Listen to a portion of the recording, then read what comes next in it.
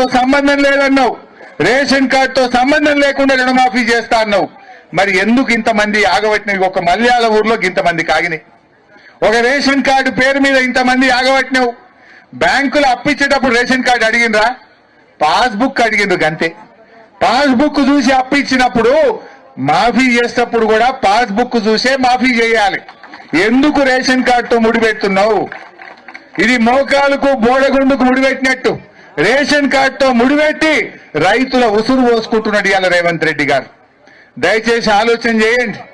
ఇప్పటికైనా రైతుల ఆవేశాలు రాకముందు ఈ పండుగలోపు, వచ్చే బతుకమ్మ దసరా పండుగలోపు రైతులందరికీ రుణమాఫీ చేయాలని ఈ ప్రభుత్వాన్ని హెచ్చరిస్తా ఉన్నాం.